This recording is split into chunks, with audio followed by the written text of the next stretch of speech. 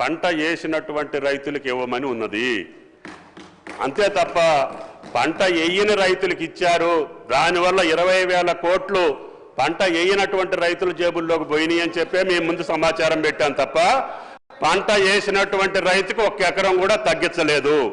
అయినా సరే ఈ ప్రభుత్వం వచ్చిన తర్వాత గత మార్చి ఏప్రిల్ నెలలో మీరు ఇవ్వనటువంటి రైతు బంధు పథకాన్ని 7,625 కోట్లు ఒకే ఒక రాత్రి రిలీజ్ చేసినటువంటి ప్రభుత్వం కాంగ్రెస్ ప్రభుత్వం, అది రేవంత్ రెడ్డి గారి ప్రభుత్వం. కాబట్టి మీరు ఇవ్వనటువంటి పంటని మేము మార్చి ఏప్రిల్ ఇచ్చి మళ్ళీ కొత్త విధి విధానాల కోసం మీ ముందు గతంలో జరిగినటువంటి చరిత్రను మీ ముందు పెట్టాం తప్ప ఈ ప్రభుత్వం ఇంతవరకు ఏ నిర్ణయం చేయలేదు. ఈ సభలో సభ్యుల యొక్క అభిప్రాయం తీసుకున్న తర్వాతనే మా నిర్ణయం ప్రకటిస్తాము కేబినెట్ ద్వారా. గౌరవ సభ్యులు దాన్ని గమనంలోకి తీసుకోవాలని చెప్పి విజ్ఞప్తి. అధ్యక్ష, కన్క్లూడ్ చేయండి కేటీఆర్ గారు. ఎక్కడ కంక్లూడ్ చేయాలి సార్? ఇప్పటిదాకా వారు ఇంతసేపు డిస్టర్బ్ చేశారు. ఒక 20 నిమిషాలు ఇవ్వండి, కంక్లూడ్ చేస్తాను సార్. అధ్యక్ష, ఒక్కో రైతుకు మంత్రి గారు చెప్పారు అధ్యక్ష, మీరు ఆపెట్టిపోయినారు, మేము ఇచ్చినామన్నారు. వారు చెప్పింది అధ్యక్ష గుర్తు చేస్తా ఉన్న వారికి, ఎన్నికల కోడ్ వచ్చింది కాబట్టి ఆనాడు రైతు బంధు మా ప్రభుత్వంలో ఉన్నప్పటికీ 11 సీజన్లు ఇచ్చినాం అధ్యక్ష. 12వ సీజన్ ఇవ్వకపోతే మా ఎలక్షన్ కోడ్ వచ్చింది, ఆగింది. మరి మీరేమన్నారు అధ్యక్ష? డిసెంబర్ 3కు ముందు తీసుకుంటే 5,000, డిసెంబర్ 3 తర్వాత తీసుకుంటే 7,500. ఇప్పుడు మీరు చెక్కిన లెక్క ప్రకారం ఇచ్చినారా అధ్యక్ష? 7,500 ఇచ్చారా? మంత్రి గారు చెప్పాలా? ఇవ్వలేదు అధ్యక్ష. అధ్యక్ష, మార్పు మార్పు మార్పు అని ఉదరగొట్టారు అధ్యక్ష. మార్పు అంటే ఏందో అనుకున్నాం అధ్యక్ష. పేరు మార్చి రైతు బంధు పేరు మార్చి రైతు భరోసాను పెట్టి పైసలు మాత్రం గవే. 5,000 7,500 అయితే రైతులు 7,500 మాత్రం కాలే. అందుకే నేను అంటా ఉన్నా అధ్యక్ష, ఈ ప్రభుత్వం ఒక్కొక్క రైతుకు బాకీ పడ్డది. ఒక్కొక్క రైతుకు మీరు పడ్డ బాకీ ఈ రోజు వరకు, పోయిన యాసంగికి మీరు రైతు భరోసా అన్నారు, పేరు మార్చారు, కానీ 2,500 రూపాయలు అదనంగా మీరు ఎకరానికి ఇవ్వలేదు. నిన్న వానాకాలం మొత్తం ఎగ్గొట్టిను, రైతు బంధే ఎగ్గొట్టిను. మీరు 7,500 ఇయ్యాల్సి ఉండే ఎకరానికి మీరు ఇయ్యలేదు, మొత్తం ఎగ్గొట్టినరు. ఇప్పుడు యాసంగి 7,500 ఒక ఎకరానికి ఈ రాష్ట్రంలో రైతుకు ఇవాళ మీరు బాకీ పడ్డారు. ఆ బాకీ 17,500 రూపాయలు. మీరు తిరిగి ఎప్పుడు విధి విధానాలు సబ్ కమిటీ ఎన్ని చేసినా ఈ 17,500 రూపాయలు ఖచ్చితంగా మీరు రైతుకు బాకీ పడ్డారు, ఇయ్యాలని చెప్పి మేము డిమాండ్ చేస్తా ఉన్నాం. అదేవిధంగా అధ్యక్ష, 2 విడతలు రైతు భరోసాతో పాటు ఒక విడత 5,000 ఇచ్చి ఎగ్గొట్టిన 2,500 కలిపితే ఇప్పుడు నేను చెప్పిన లెక్క 17,500 అధ్యక్ష. మొత్తం 70 లక్షల రైతుల లెక్క తీసుకుంటే మీరు రైతులకు పడ్డ బాకీ ఎంత అంటే 26,775 కోట్లు ఖచ్చితంగా కట్టియాలని చెప్పి బీఆర్ఎస్ పార్టీ తరఫున మేము మిమ్మల్ని రిక్వెస్ట్ చేస్తా ఉన్నాం అధ్యక్ష. అధ్యక్ష, మరొక వైపు రుణమాఫీ గురించి అధ్యక్ష చాలా చెప్పారు అధ్యక్ష. రైతులు కూడా చాలా పాపం ఎదురు చూస్తూ ఉన్నారు. రైతులు ఇప్పటిదాకా మా సోదరుడు పెద్దపల్లి ఎమ్మెల్యే గారు కూడా మాట్లాడారు అధ్యక్ష, రుణమాఫీ అయిపోయింది, మొత్తం జరిగిపోయింది అధ్యక్ష. వాస్తవం ఏంది అధ్యక్ష? రుణమాఫీ వీరు ఎన్నికల సమయంలో ఏం చెప్పారు అధ్యక్ష?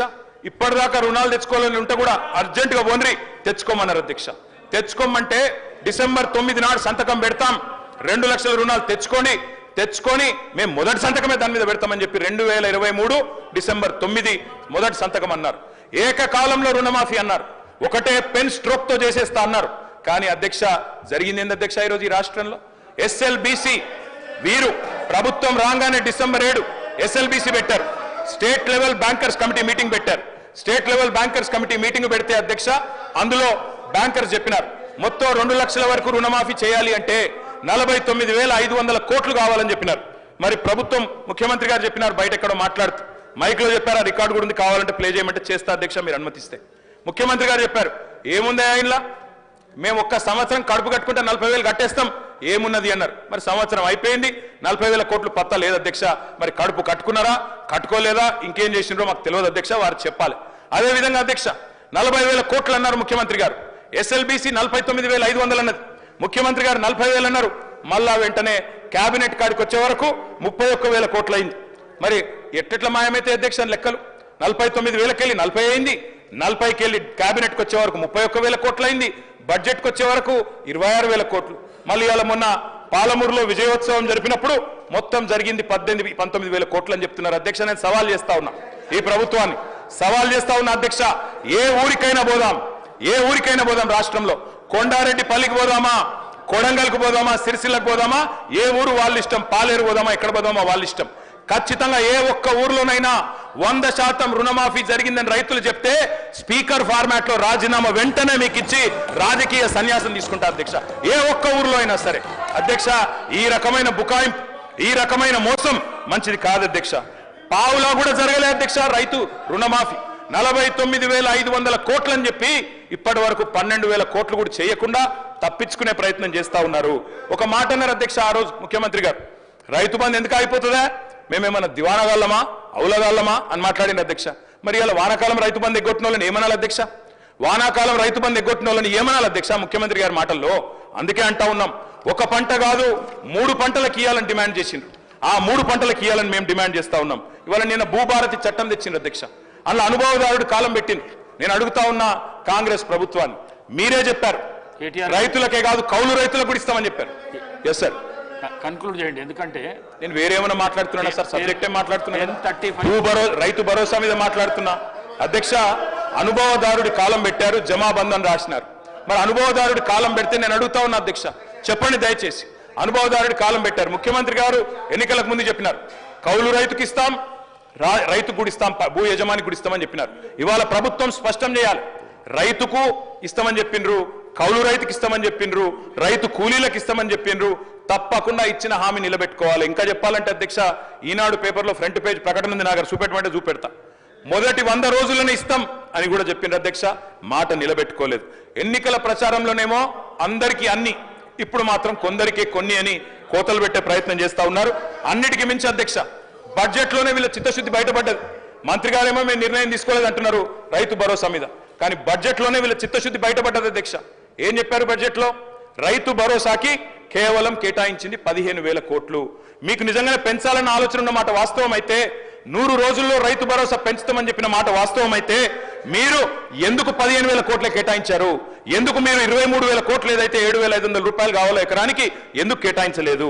70 లక్షల మంది రైతన్నలకు మీరు 15,000 కాకుండా మరి 15,000 ఇవ్వాలి అంటే 23,000 కోట్ల రూపాయలు కావాలి. అది మీరు పెట్టలేదు అంటేనే మీ చిత్తశుద్ధి అర్థమైతా ఉన్నది. కోతలకు సిద్ధపడ్డ తర్వాతనే ఉపసంఘం వేసినారు, మంత్రివర్గ ఉపసంఘం.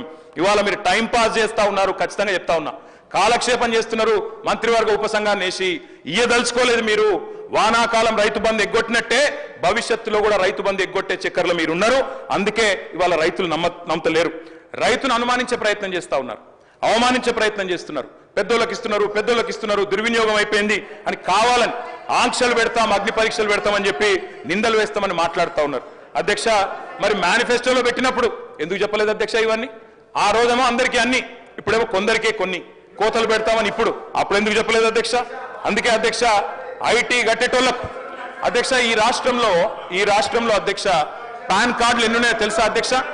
ఈ రాష్ట్రంలో 1 కోటి పైచిలకు పాన్ కార్డులు ఉన్నాయి. మరి రేపటి రోజున పాన్ కార్డులు ఉన్న వాళ్ళందరికీ కట్ చేస్తామంటే, ఐటీ గట్టేటోళ్ళకి కట్ చేస్తామంటే ఎట్లా కుదురుతుంది అధ్యక్ష? లీకులు ఇచ్చి రాయిస్తున్నారు, గుట్టలకు పుట్టలకు రైతు బంధు అని కట్టుకథనాలు రాయిస్తా ఉన్నారు. ఉపసంఘం నివేదికలో 1,00,000 కొరీలు పెడతా ఉన్నారు. రైతు బంధు పథకం ఉసురు తీయబోతున్నారు, ఉరేయబోతున్నారు అనేది మా అనుమానం.